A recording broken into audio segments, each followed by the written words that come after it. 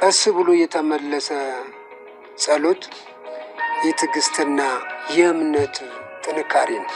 ስለዚህ ሐሴት ይዞልሽ ነው የሚመጣው ነው። ግን ባንዴ ተቀበይኝ አልልሽም። ነገር ግን እህቴ ሰላም አሳጣኛለች።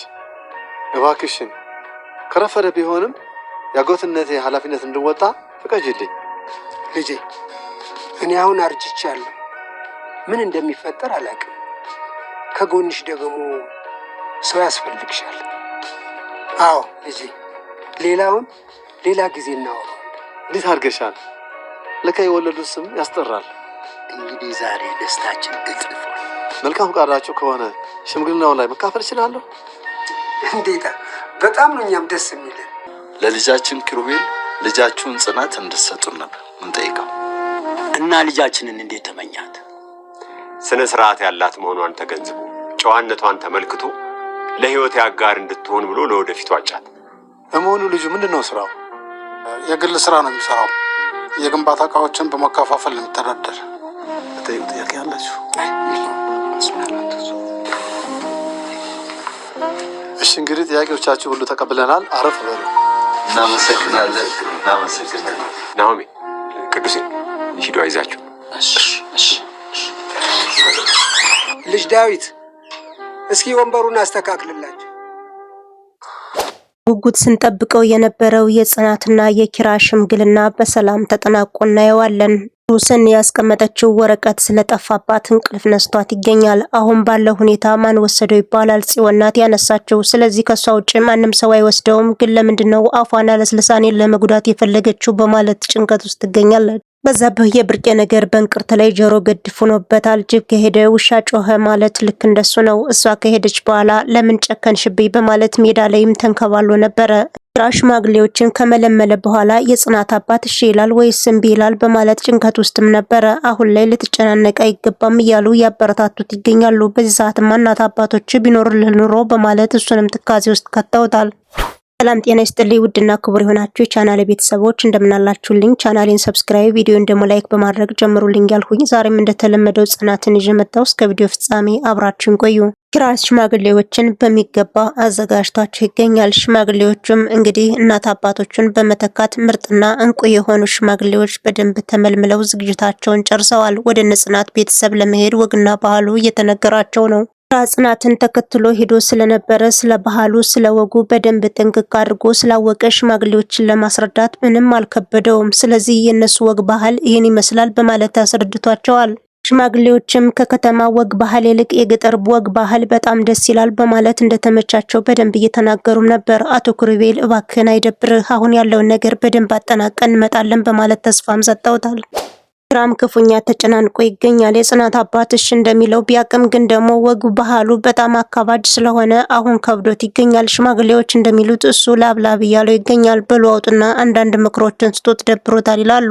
እኛ ሙሽራ እያለን በጣም ሳቅሳቅ ይለን ነበር፣ እንበላለን እንጠጣለን እያሉ ስለ ማርና ስለ ቅቤም ሲያወሩ ነበር። ያሁን ግን ቅቤና ማር በሽታ ነው የሚያስመጣ እያሉ ብቻ ግን ነገሩ ሁሉ ፌክ እንደሆነም ያወሩ ነበር። ቅዱሴም ውጭ ላይ ይዞት ከወጣ ኪራዬ ሁሉን ነገር አስተካክለን እንመጣለን፣ ስለዚህ ምንም ነገር አታስብ፣ ደግ ደጉን ብቻ አስብ በማለት ጽናት ስልክ ስለማታነሳ ትንሽ ተጨናንቄ ነው ሲልም ጽናት ሙሽራ ስለሆነ ስልክ አትያዥ ተብላ ይሆናል ይለዋል። ቅዱሴም እንደዛ ካለ በኋላ ኪራ ሊረጋጋ ችሏል። በቃ ሁሉም ነገር አሁን ተሳክቷል፣ በሰላም ትመለሳላችሁ ብዬ ተስፋ አደርጋለሁ፣ ግን ደግሞ ቤቱ ጭል ብሏል፣ ምን ሆናችሁ ነው በማለት ሌና ሴት ሄዳ ነው ሲለውም እሷንማ አሽጊያት ነው እንጂ ዝም ብላ አትቀመጥም ይለዋል። ዘግይቶም ቢሆን የገባት ትመስላለች። አሁን ከጽዮን ውጭ ይህን ወረቀት ማንም ሰው ሊወስደው አይችልም። እዚህ ቦታ ነበር ያስቀመጥሁት፣ ግን ካስቀመጥሁበት ቦታ አላገኘሁትም። ስለዚህ ሰኔ ያስቀመጠችውን ወረቀት እሷ ናት የወሰደችው ትላለች። ራሷንም ጠይቃ ነበረ። ጽዮን ግን ለምንድነው በዚህ ልክ መጥፎ ሰው የሆነች? ወረቀቱንስ ምን ለማድረግ ወስደው ነው? ምን አስባ ነው? በማለት ብቻ ነገሮችን እያንሰላሰለቻቸው ትገኛለች። ግን ደግሞ ዘግይታም ቢሆን ጠላቷን ያወቀችም ትመስላለች። እና ሽማግሌዎች ከሄዱ በኋላ ከእስር ቤት ልትፈታ ትችላለች። እንግዲህ ነገሮችን ሁሉ ታበላሽብኛለች በማለቱ ኪራ አሽጓትም ነበረ። ስለዚህ ሽማግሌዎች ሲሄዱ ወጣ ወደ ሳሎንም ተቀምጣ ነበር።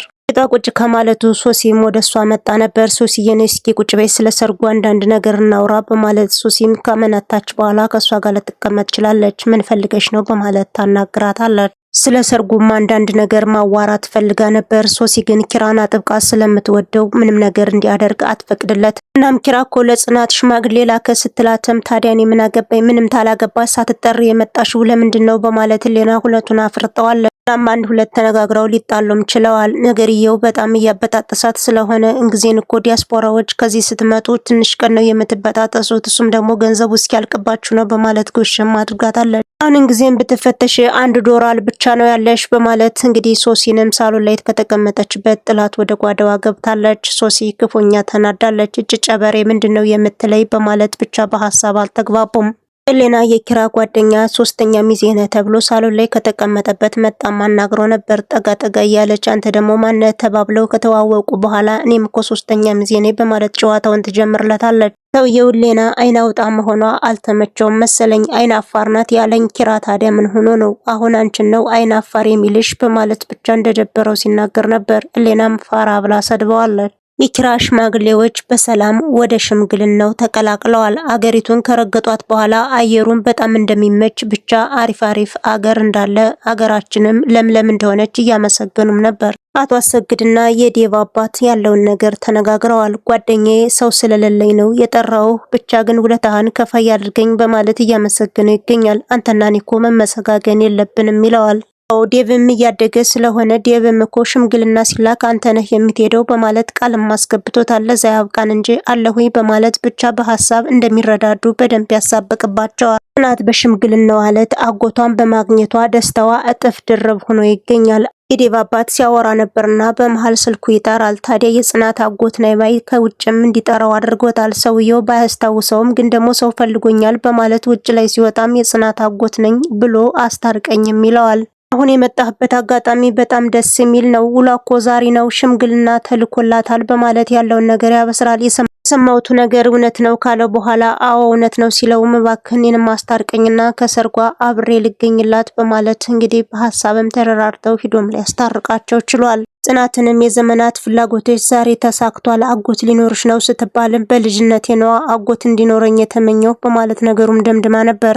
አባቷ በጣም አስተዋይ ስለሆነ የሰው ልጅ የሚገናኝበት መንገድ አይታወቅም፣ እድሜ የሚያረጀ ነው፣ ሰው ያስፈልግሻል በማለት እንደምንም አሳምኖ ይቅርታ እንድታደርግለትም አድርጓል። ታዲያ አጎትየው ድምጽሽም መልክሽም እናትሽን ነው የምትመስይ በማለት ሙገሰውንም ቀጥሎ ነበር። እንግዲህ ይቅርታ ታደርጋችሁልኝ ላይቀር አሁን ከሽምግልናው ከናንተ ጋር ልሳተፍ በማለትም ጠይቋል። የጽናት አባትም ደስታው እጥፍ ድርብ እንደሆነና ከሽምግልናው ላይም ቢገኝ በጣም ደስ እንደሚለው ያበስረዋል። ብቻ ፋሚሊነታቸው በጣም ደስ ብሏቸው ጽናት ደግሞ ሽምግልናው እጥፍ ድርብ ሆኖላታል። በጣም ደስ ብሏታል። ሽማግሌዎችን በሰላም ከደረሱ በኋላ ስለ ኪራ መልካምነትና ስለ ጽናት መልካምነት በደንብ ተነጋግረው ባህልና ወጉን ጥንቅቅ አድርገው ስለመጡ ለማስረዳት ጊዜም አልፈጀባቸውም። ጽናትም የተፈጸመውና የሆነውን ነገር ስታይ ጮቤዋን ረግጣለች። ከመጋረጃ ጀርባ ሆና እነሱን ስታስተውል ነበርና ነገርየው ይበል የሚያስብልና ቢደገም ያስባላይ ነው። በጣም ደስ ብሎኛል ትላለች። ከዛ በህም ጢዝብር ብሎ ሰክሮ የጽናትን ፕሮግራም ለማበላሸት የፈለገውንም አድርጎ ነበር። ግን ደግሞ ዴቭ ስላለ ነገሩ በቀላሉ ሊሳካለት አልቻለም። በጣም ስለተናደደ ከክምር ስር ተንከባሎም ስለ ብርቄ እያወራ ነበር። ብርቄ ሰራሽልኝ ከሜዳ ላይ ጥለሽኝ ሄድሽ በማለትም በውን መንታ እያነባ እያለገገ ይገኛል። ለልጄ ብለው ከጠየቁ በኋላ እህል ውሃ እንዲያመጡ ቅዱሴና ናሆማ ወደ መኪናም ተልከው ነበር። እናም አበባና በግ ይዘው እንዲመጡ ዝግጅታቸውን ጨርሰዋል። ናሆማ ከበጉ ጋር ቀልድ ጀምሮ ነበር። የስፒድ ጓደኛ ነገሮች አቅጣጫቸውን እየሳቱ ነው። ብቻ አምሮ ጥሩ ስሜት ላይ እንዳልሆነ በደንብ ያሳብቅበታል። ጓደኛዬን ገደልሁት በሚል ሰበብ አሁን ላይ የተጨናነቀ ነው። ሰኒም ለማዝናናት እየሞከረች ነው። የኪራ ፕሮግራም ስለነበረ ወደ ነኪራ ቤት እንሂድ ስትለውም በፍጹም ወደ እነሱ ቤት አልሄድም፣ የሆነ ነገር ያስታውሰኛል፣ ስለዚህ ደፍሬ መሄድ አልችልም በማለት ሲከራከራትም ነበር። ብቻ ግን በሆነ ዘዴ ወደ እነሱ ቤት እንዲሄድም አድርጋለች። ውድ አድማጭ ቻናሌ ቤተሰቦች እስከ ቪዲዮ ፍጻሜ አብራችሁ ስለነበራችሁ ከልብ እያመሰገንሁ የቀጠለውን ይዤላችሁ እስከመጣ ድረስ መልካም አዳር ይሁንላችሁ።